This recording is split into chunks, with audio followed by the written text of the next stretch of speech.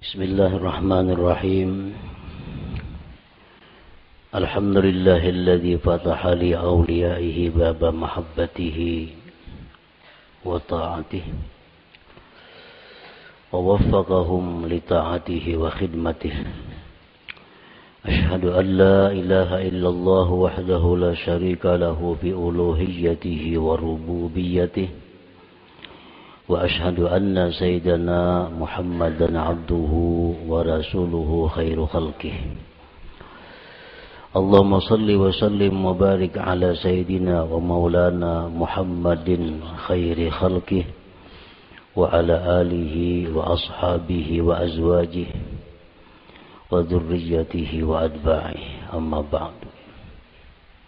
Yang kita hormati dan kita cintai para habaib dan para alim ulama, para muhibbin, hadirin, hadirat, rahimakumullah. Pertama-tama kita panjatkan puji dan syukur yang setinggi-tingginya kehadirat Allah subhanahu wa ta'ala yang mengumpulkan kita di tempat ini untuk berzikir, mengingat Allah dan mengucapkan kalimah-kalimah thayyibah lainnya. Kita berharap kepada Allah agar di dunia ini selalu dikumpulkan dalam kebaikan dan takwa, dan di akhirat nanti dikumpulkan bersama-sama dengan junjungan kita Rasulullah sallallahu alaihi wasallam.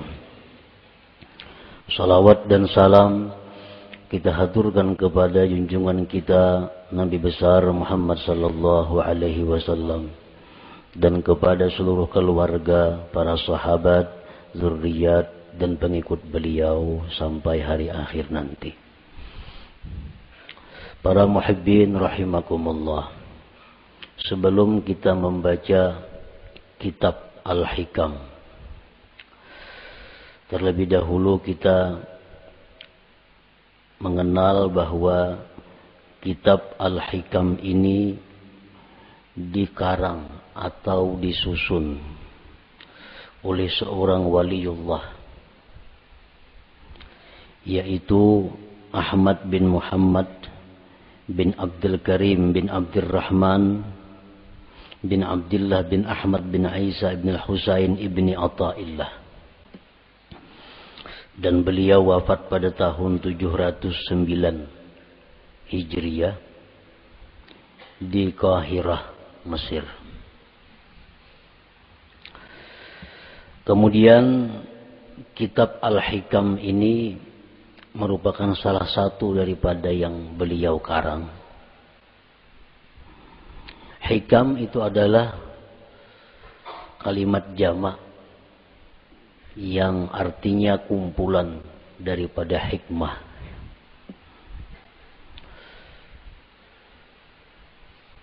Syekh Muhammad Hayat As-Sindi mengatakan bahwa di dalam hikam itu ada 264 hikmah.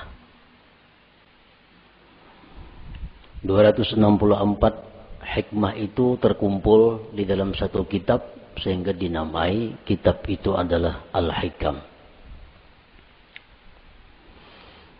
Nah, mengenai hitungan berapa hikmah yang ada di dalam kitab Al-Hikam itu, bermacam-macam para ulama menghitungnya. Ada yang mengatakan jumlah hikmah yang ada di dalam hikam itu berjumlah 264. Ada yang mengatakan 275. Dan ada yang mengatakan lain pada yang demikian. Sebagaimana para ulama tidak sama pendapatnya tentang menghitung jumlah ayat-ayat yang ada di dalam Al-Quran. Ada yang mengatakan 6.666, ada yang mengatakan lain daripada itu. Para muhibbin rahimakumullah, kemuliaan dan kehebatan kitab Al-Hikam ini sampai-sampai dikatakan oleh sebahagian ulama, lau jazatis salatu bi syai'in ghairal Qur'an lajazat bihikam ibni Athaillah. Andai kata di dalam sembahyang itu boleh kita membaca selain Al-Quran, waktu qiyam, waktu berdiri, itu kan hanya Quran yang kita baca, surat Fatihah dan surah yang lain. Andai kata boleh diganti dengan yang lain, niscaya kitab hikam ini patut dijadikan penggantinya. Niscaya kitab hikam ini boleh untuk dijadikan penggantinya. Kenapa demikian? Karena kehebatannya dalam lapas, susunan kata-katanya, dan makna-maknanya mengandung ilmu-ilmu yang bermanfaat bagi mereka yang membaca dan memahaminya. Para muhibbin rahimakumullah, kitab hikam itu satu matan yang banyak disyarahkan oleh para ulama. Berpuluh-puluh macam kitab syarah hikam. Intinya adalah menguraikan seluas-luasnya apa yang terkandung di dalam hikmah per hikmah yang ada di dalam kitab hikam itu. Nah, oleh karena itu, di dalam kesempatan kita membaca kitab hikam ini, ulun kadang mengambil kepada satu kitab syarah hikam tertentu. Jadi artinya kita membaca matannya, kemudian kita ambil dari beberapa syarah-syarah yang ada, yang telah dikarang oleh para ulama itu. Para muhibbin rahimakumullah, al-hikmatul ula, hikmah yang pertama di dalam kitab hikam, min alamatil i'timad 'alal amal nuqsanur raja inda wujudiz zalal. Nah, ini kalimat hikmah yang pertama di dalam kitab hikam itu. Min alamatil i'timad 'alal amal nuqsanur raja inda wujudiz zalal. Artinya, sebagian daripada tanda berpegangnya seseorang dengan amal, berkurangnya mengharap rahmat Allah ketika adanya kesalahan pada dirinya.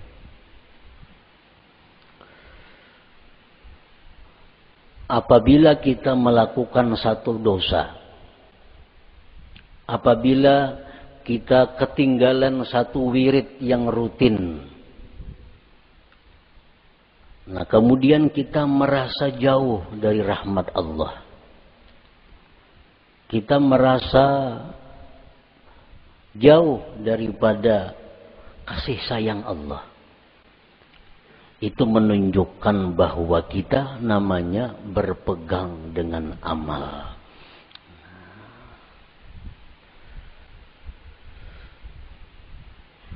Orang-orang yang mulia, orang-orang yang sudah mengenal lebih jauh tentang Allah Subhanahu wa ta'ala, dalam keadaan apapun mereka itu tidak berkurang harapnya kepada Allah. Baik mereka dalam melakukan taat atau mereka sedang diuji dengan kemaksiatan, harap mereka kepada Allah tetap sama. Kenapa sebabnya? Karena mereka tidak berpegang kepada amal. Mereka itu berpegang kepada rahmat Allah, berpegang kepada anugerah Allah Subhanahu wa ta'ala. Nah, para muhibbin rahimakumullah, amal itu artinya adalah harakatul jismi awil qalbi. Itu ngarannya amal. gerak tubuh, gerak jasad, atau hati. Bila bergerak awak kita nih, ngarannya ba'amal. Nah, bila bergerak hati kita, ngarannya ba'amal. Itu arti amal. Fa in taharraka bima fihi shawab summiya ta'atan. Wa in taharraka bima fihi al-iqab summiyat maksiatan. Apabila gerak badan kita atau gerak hati kita itu ada pahalanya, itu ngarannya taat. Apabila gerak badan atau hati kita itu mengakibatkan kita disiksa, ngarannya maksiat. Jadi maksiat itu beramal juga. Mau kuat badan itu beramal jar. Orangnya penjudi. Kawah jadi padahal kan pak amalnya. Karena amal itu artinya gerak badan atau gerak hati. Bila bapahala ngarannya taat, bila maksiat ngarannya, bila disiksa ngarannya maksiat. Itu arti amal. Para muhibbin rahimakumullah. Kemudian yang kita fokuskan perhatian kita adalah amal yang mendatangkan sawab, pahala atau taat. Kita tinggalkan amal yang mendatangkan siksa, yaitu maksiat. Nah, amal taat ini ada 3. Amal taat itu ada 3. Pertama ada amal syariat. Yang kedua ada amal tarikat.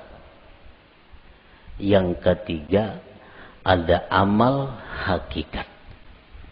Ini ketiga-tiganya adalah taat. Ketiga-tiganya adalah taat. Baik amal kita ini syariat, baik amal kita ini tarikat, atau amal kita itu hakikat, itu sama-sama mendatangkan pahala.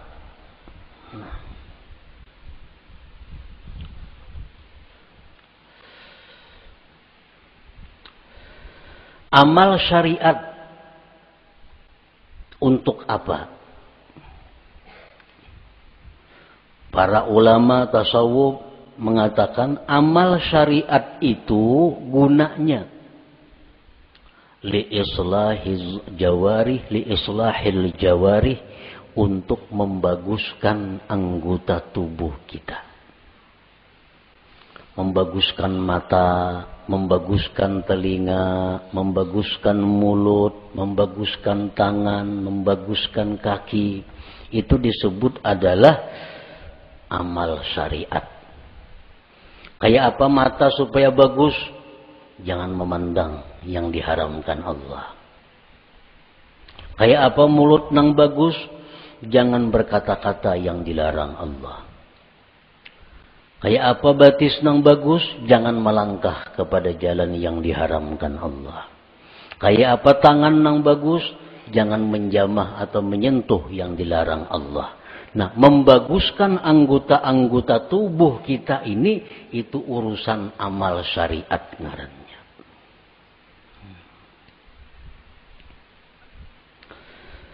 Wa amalut tariqah li islahil qulub.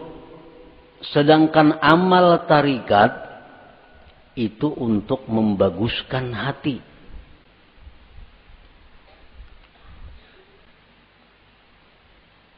Amal tarikat itu gunanya adalah membaguskan hati.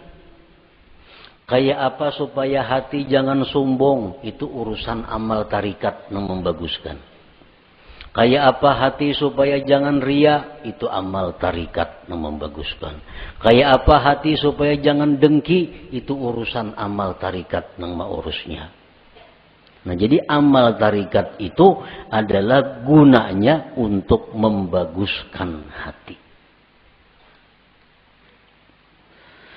Wa amalul hakikah li islahil arwah. Sedangkan amal hakikat itu untuk membaguskan arwah. membaguskan roh. Kayak apa roh kita ini supaya bagus? Roh nang bagus tuh nang kayak apa? Roh nang bagus tuh roh yang mengenal Allah. Roh yang bagus, roh yang mengenal Allah. Nah, kayak apa supaya roh kita ini bisa mengenal Allah? Itu urusan amal hakikat nang maaturnya. Urusan amal hakikat nang menuntunnya kepada demikian itu. Nah, jadi kita 3 amal yang perlu kita laksanakan. 1, amal syariat supaya zahir tubuh kita ini bagus. Yang kedua, amal tarikat itu kemudian dilaksanakan supaya hati kita bagus. Dan yang ketiga, amal hakikat kita lakukan agar roh kita ini bagus. Nah, para muhibbin rahimakumullah. Amal syariat fungsinya untuk membaguskan anggota tubuh.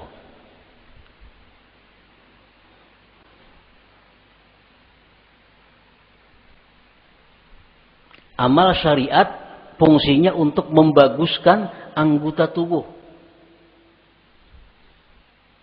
Apa inti daripada amal syariat itu? Amal syariat itu saling banyakan. Tetapi kembali kepada 3 pokok. 3 pokok inilah yang disebut dengan amal syariat. Pertama, tobat. Nah, pertama tobat. Yang kedua, takwa. Yang ketiga, istiqamah. Nah, ini seluruh amal syariat kembali kepada 3 ini.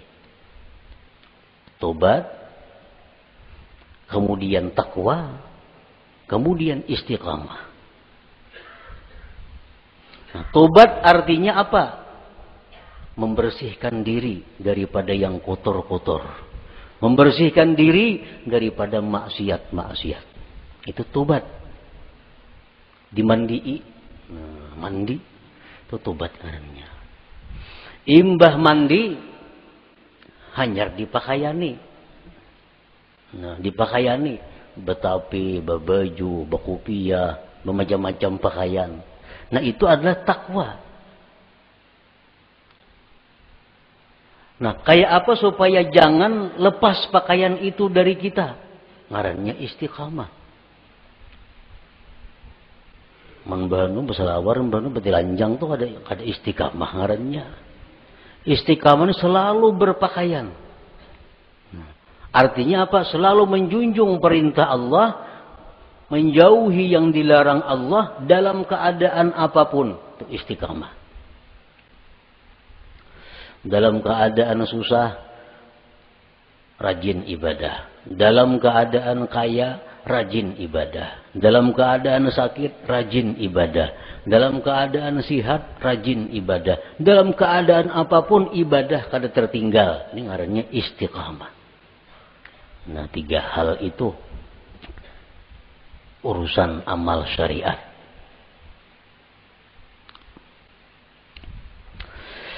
Nah, kemudian amal tarikat.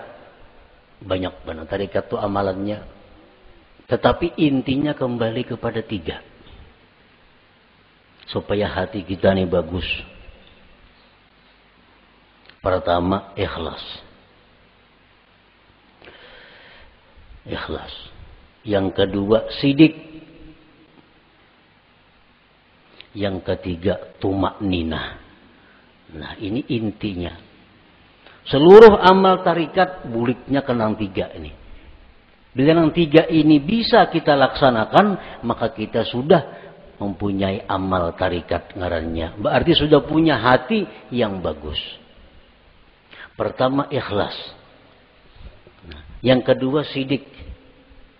Setiap orang sidik pasti ikhlas. Orang ikhlas belum tentu sidik.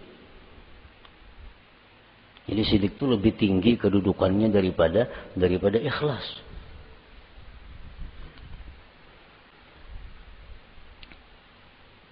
Orang sembahyang itu bisa ikhlas. Belum tentu sidik. Belum tentu sidik. Buktinya apa? Belum tentu sidik. Seringkali kita mengucap dalam sembahyang itu Bismillahirrahmanirrahim. Mulut kita. Tapi hati kita di manakah? Hati kita di rumah. Itu kada jujur ngarannya. Kalau orang yang jujur, mulutnya Bismillahirrahmanirrahim, hatinya Bismillahirrahmanirrahim. Nah, jadi kedudukan sidik lebih tinggi daripada ikhlas. Nah, yang ketiga, tumakninah. Tumakninah itu artinya tentramnya hati dengan Allah.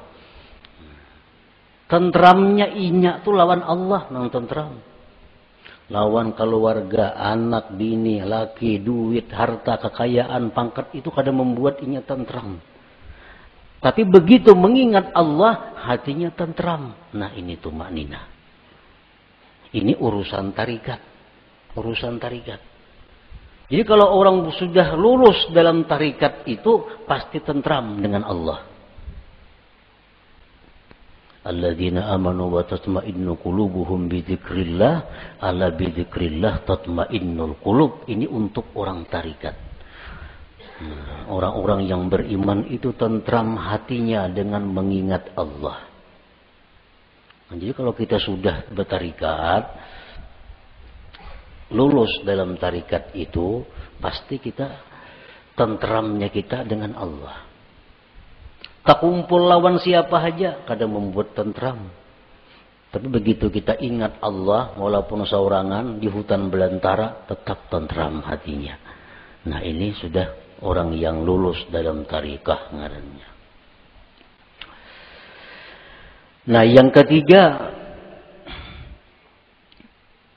hakikat. Amal hakikat. Hakikat tadi gunanya untuk membaiki roh. Roh yang baik itu roh yang kenal Allah. Nah, kayak apa roh kita ini supaya kenal Allah? Itu urusan amal hakikat. Pekerjaan hakikat. Dan inti pekerjaan hakikat itu kembalinya kepada 3.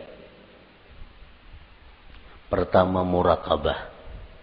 Nah, murakabah. Murakabah itu artinya merasa dirinya selalu diawasi oleh Allah. Merasa ditilik oleh Allah. Merasa diperhatikan oleh Allah. Lalu kada wani berbuat hal-hal yang kada baik. Karena selalu diawasi oleh Allah. Nah, itu murakabah. Bila orang tuh kawak nangka itu. Merasa diri diawasi oleh Allah siang malam di kamar, di rumah, di pasar, di kantor, di hutan, di perumahan. Merasa selalu diawasi Allah. Maka orang ini akan diberi Allah musyahadah. Nah, musyahadah.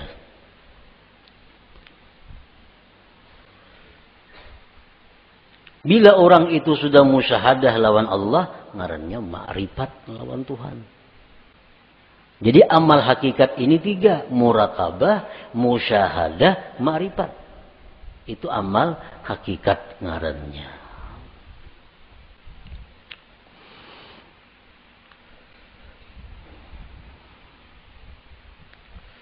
Wa'budillah ka'annaka tarah. Beribadahlah kamu kepada Allah. Seolah-olah engkau itu melihat Allah. Nah, itu musyahadah. Beribadahlah engkau melihat Allah. Itu musyahadah ngarannya. Tapi fa illam takun tarah, jikalau engkau belum mampu melihat Allah, fa innahu yarak, Allah melihat engkau. Nah, itu murakabah ngarannya. Kalau kita merasa dilihat oleh Allah siang, malam, bisukan, kamarian, dimanapun merasa dilihat oleh Allah, itu ngarannya kita murakabah. Satu saat kalau kita terus menerus demikian, kita akan musyahadah.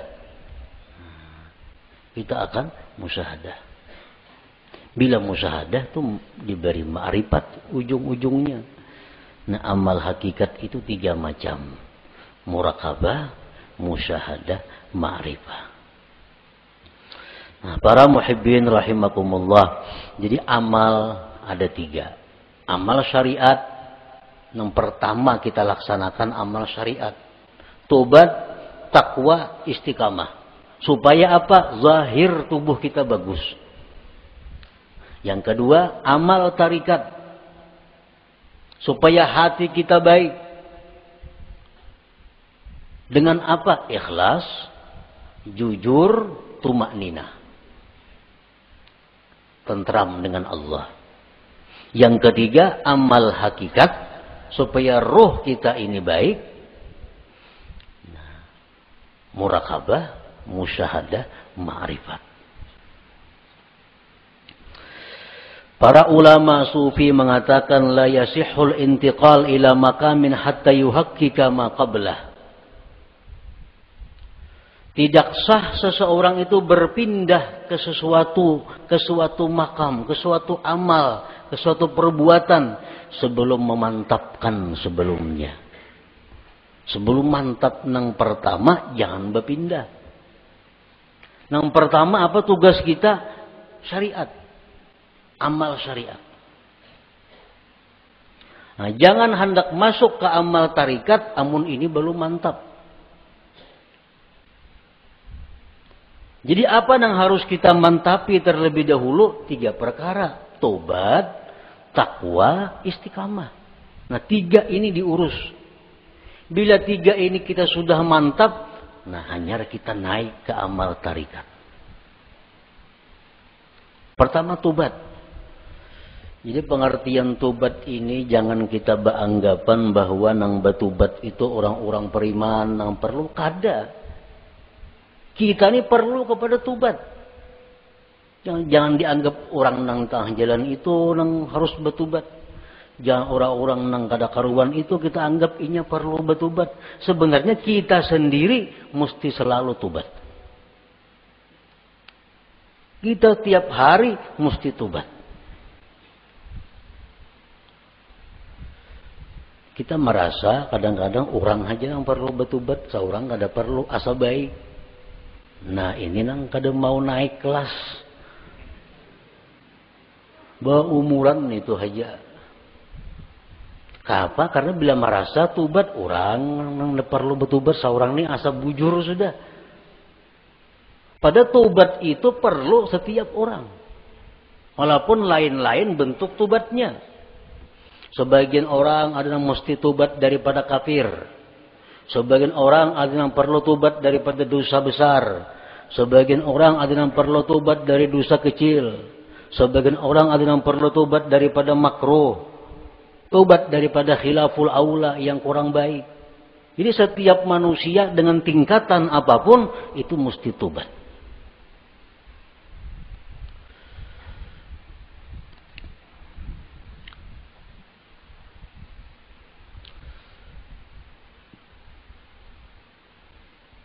Nah kita sudahlah bertobat, sudah.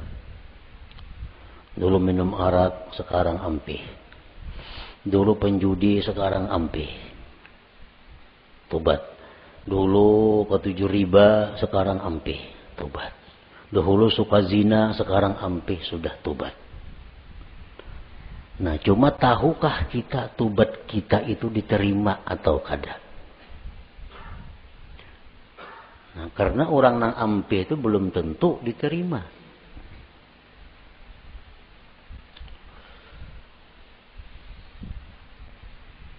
Intinya adalah diterima. Apakah tobat kita itu sudah diterima oleh Allah atau belum? Nah ini yang kada tahu.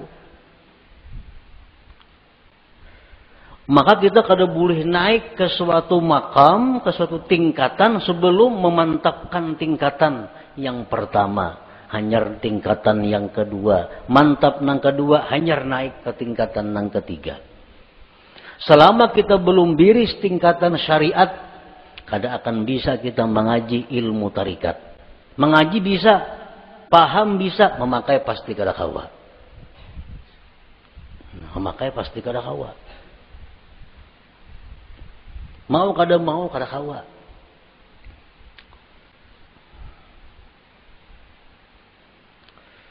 Tarikat belum biris, belum matang, belum selesai, kada akan bisa naik kepada hakikat. Maka dengan hakikat itulah kita bisa dapat kepada ma'rifat. Nah, ini diibaratkan itu ma'rifat itu satu mutiara. Nah, mutiara, andaknya mutiara itu di dalam ruangan nang halus, muat awak. Ruangannya muat awak. Ruangan nang halus ini andaknya di sebuah kamar. Nah, kamar kawah jorong boleh membanam. Dan kamar itu andaknya dalam sebuah rumah. Nah, rumah ini mau naik sepeda motor kawah aja rumah. Nah, jadi kita kada bisa masuk ke rumah kalau kita masih banyak bawaan. Ada kawah. Kalau kita masih banyak bawaan kita ini masih berinting, sering banyakan bawaan. Kalau kita bakajal ke rumah, kada kawa. Buangi.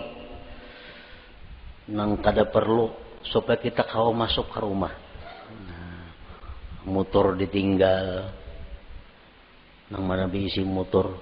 Toko ditinggal. Kalau mangkut toko ke rumah, kada kawa. Nah, kios ditinggal, kabun ditinggal, kada muat rumah. Nah, jadi nang kau masuk ke rumah hanya barang-barang tertentu. Nah, artinya apa? Syariat itu laksana rumah. Begitu kita masuk syariat, banyak nang kita tinggalkan. Riba tinggalkan, permainan tinggalkan, zina tinggalkan, semua aja tinggalkan. Kawa tuh kita masuk ke rumah. Nah, sepeda motor kawa dibawa ke rumah, sepeda kawa dibawa ke rumah. Begitu kita hendak masuk kamar, ngalih hambo sepeda motor ke kamar, ngalih membawa kendaraan ke kamar itu. Pas ditinggal di luar kamar, baka karasan kada kawa bahanjuran. Nah, sama halnya kita ini kalau hendak masuk kepada tarikat, buangi gawian-gawian yang lain-lain supaya kita muat bandak di situ. Nah, hendak masuk pulang ke hakikat, halus kamarnya muat awak, jam tangan gin dipacul kada kawa. Kacamata santuk pacul juga. Nah, muat beti lanjang aja kawa lagi. Nah, hanyar kawa kita masuk ke kamar nah halus tuh untuk mengambil yang berharga yaitu mutiara atau ma'rifat itu. Nah, itu artinya kita kada kawa melangkah ke situ kalau sebelum matang nang pertama. Nah, syariat ini nang dibiriskan terlebih dahulu. Cara kita berjual beli, cara kita bergaul, cara kita makan, cara kita berpandir, cara kita berpakaian sesuaikan dengan syariat. Bila kada sesuai lawan syariat, hendak ke hakikat kada bisa. Jamin kada bisa. Napanya bisa? Pandirnya aja. Pandirnya aja bisa. Praktiknya kada bisa. Itu sudah hukum, ketentuan. Syariat kada mantap, kada kawan naik ke tarikat. Tarikat kada mantap, kada kawan naik ke hakikat. Nah, jadi fokus kita ini adalah membaguskan dahulu syariat kita. Kayak apa membaguskan syariat? Tobat. Nang ketujuh menggibah, tobat. Nang ketujuh riba, tobat. Nang ketujuh memakai pakaian haram, tobat. Imbah kita tobat itu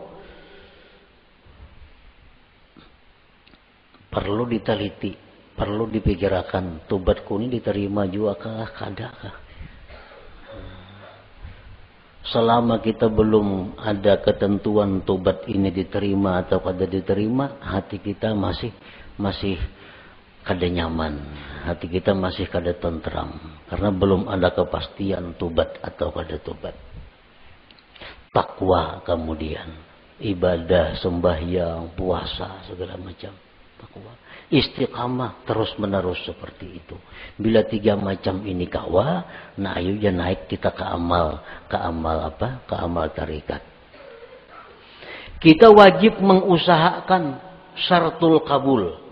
Kita wajib mengusahakan syarat diterima tobat kita, diterima takwa kita, diterima istiqamah kita.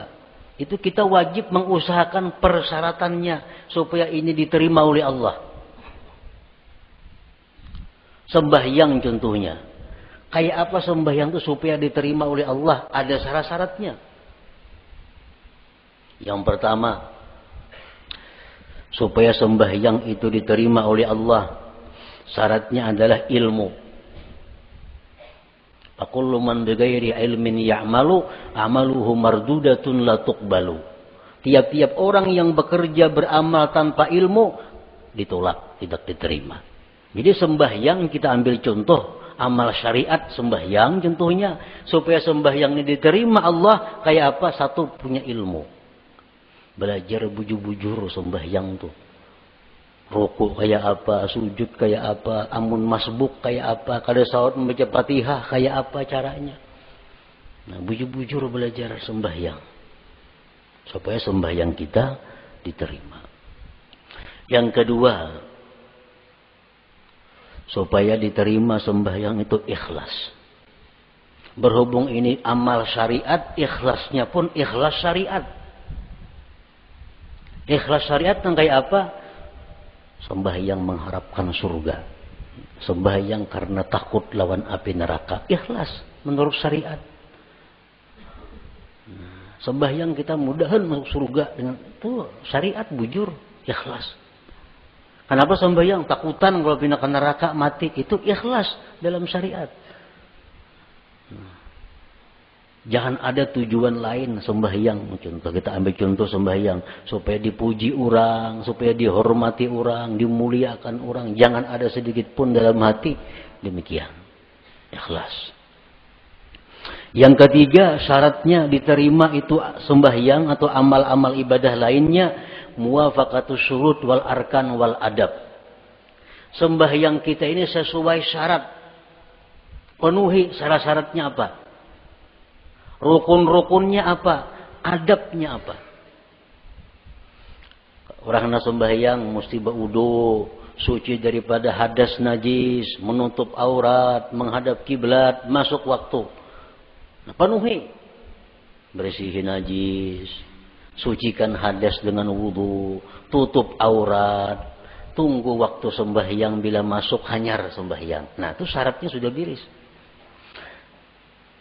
Syaratnya biris, rukunnya, rukun sembahyang. Ruku kayak apa, bacaan Fatihahnya kayak apa, sujudnya kayak apa, sesuaikan dengan aturan. Embah itu pulang adab. Walaupun sembahyang ini syaratnya cukup, rukun cukup, tapi kada beradab, itu bisa kada diterima.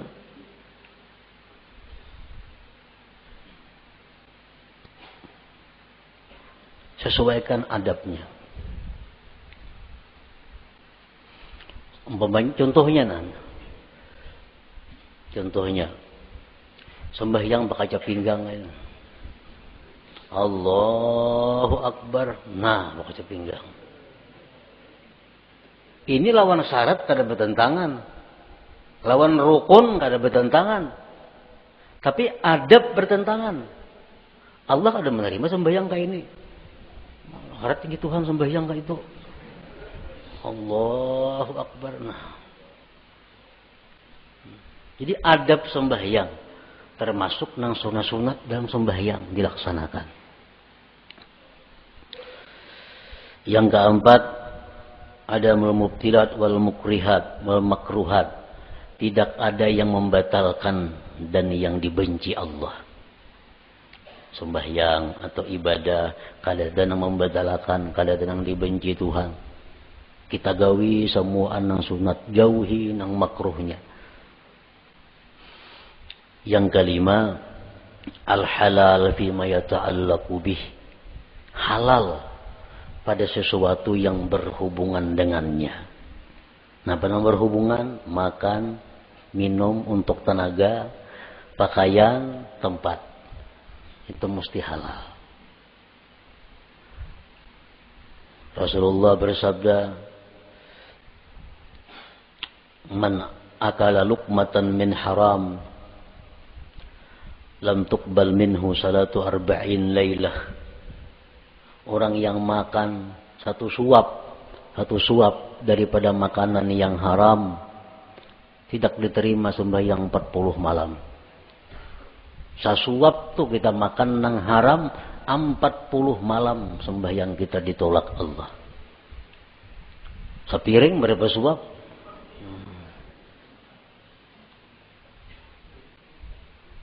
Nah, ini urusan amal syariat.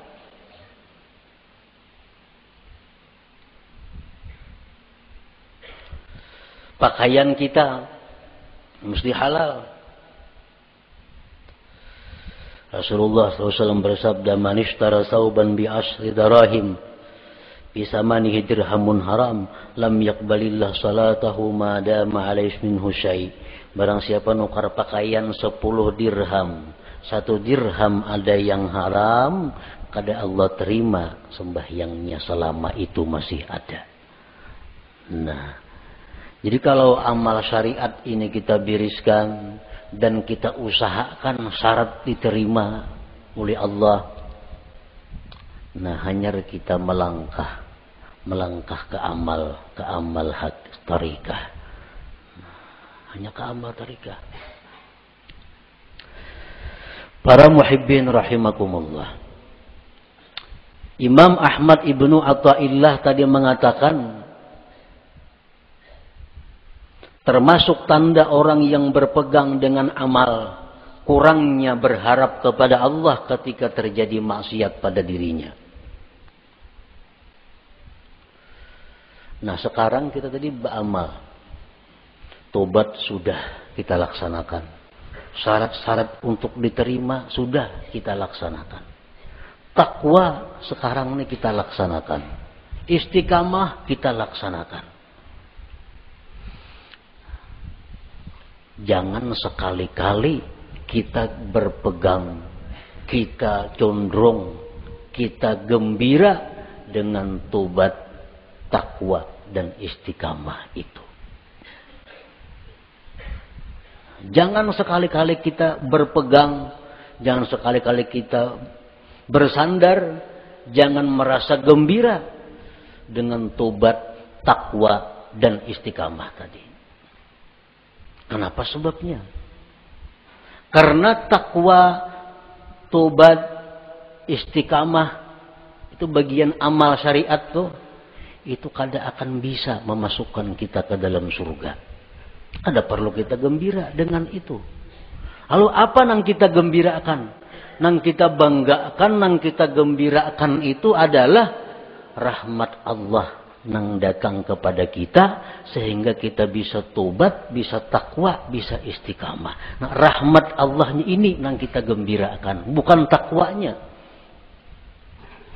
Nah, bila kita menggembirakan dengan takwa yang kita lakukan, ngarannya berpegang dengan amal. Bila orang berpegang lawan amal itu, lawan Tuhan turun naik. Bila banyak maksiat, asa jauh lawan Tuhan. Bila berbuat taat, asa parak lawan Tuhan. Padahal Tuhan itu kada berjauh berparak sebenarnya. Nah, di situ kelemahan tauhid kita. Kenapa kita bila berbuat maksiat, asa jauh lawan Tuhan? Berbuat taat, asa parak lawan Tuhan. Karena kita berpegang lawan amal. Jangan kita berpegang dengan rahmat Allah, apapun keadaan kita selalu dekat dengan Allah. Baik dalam maksiat, kita dekat dengan Allah. Waktu taat, dekat lawan Allah. Karena kita berpegang lawan Allahnya, bukan dengan amal kitanya. Nah, ini min alamatil i'timad 'alal amal nuqsanur raja' inda wujudiz zalal. Rasulullah SAW bersabda, la yadkhula ahadukumul jannah bi amalihi. Seseorang kamu, ujar Nabi, selamanya tidak akan bisa masuk surga dengan amalnya. Nah, buat apa kita berpegang lawan amal? Buat apa kita gembira dengan tobat? Gembira dengan takwa? Gembira dengan sembahyang? Nah, apa gembira akan? Itu kadang membawa ke surga, ujar Nabi kita. Qalu wala anta ya Rasulullah. Qala wala ana. Aku pun ya Nabi, amalku kada bisa masukkan aku ke surga. Illa ayyataghammadani Allah birahmatih. Kecuali Allah yang meliputkan aku dengan rahmatnya. Nah rahmatnya ini yang kita gembirakan. Oh kita gembira, kita suka tobat. Sebab Allah memberikan rahmat kepada aku. Bukan dengan tobatnya kita gembira. Tapi dengan rahmat yang diberikan Allah kepada kita. Nah itu yang kita pegang. Bila kita memegang rahmat Allah, kita kada akan berubah dengan Allah dalam keadaan taat atau dalam keadaan maksiat. Nah inilah inti daripada yang dimaksud dalam hikmah yang pertama Imam Ahmad Ibnu Athaillah min alamatil i'timad alal amal nuqsanur raja inda wujudiz zalal. Tanda orang yang berpegang dengan amal kurang berharap, rasa jauh bila mana dia maksiat kepada Allah, padahal kada boleh itu. Jadi kita dalam taat dekat dengan Tuhan. Kita waktu maksiat pun jangan merasa jauh lawan Tuhan. Tetap dekat dengan Tuhan. Karena maksiat taat itu adalah bagian daripada amal. Amal kada perlu kita pegang. Yang kita pegang adalah Allah, rahmatnya dan anugerahnya. Nah kemudian sesudah itu al-hikmatus saniyah. Hikmah yang kedua daripada Imam Ahmad Ibnu Athaillah. Iradatuka tajrid ma'a ikamatillah iyyaka bil asbab minasyahwatil khafiyah wa iradatukal asbab ma'a ikamatillah iyyaka bit tajrid inhitatun anil himmatil aliyah. Nah itu kita baca insyaallah pada minggu yang akan datang. لحضرة النبي صلى الله عليه وسلم الفاتحة. أعوذ بالله من الشيطان الرجيم. بسم الله الرحمن الرحيم. مالك يوم الدين. إياك نعبد وإياك نستعين. اهدنا الصراط المستقيم. يا الله بها يا الله بها يا الله بحسن الخاتمة يا الله بها يا الله بها يا الله بحسن الخاتمة يا الله بها يا الله بها يا الله بحسن الخاتمة فيا أيها الراجون منه شفاعة صلوا وسلموا تسليما اللهم صل وسلم وبارك عليه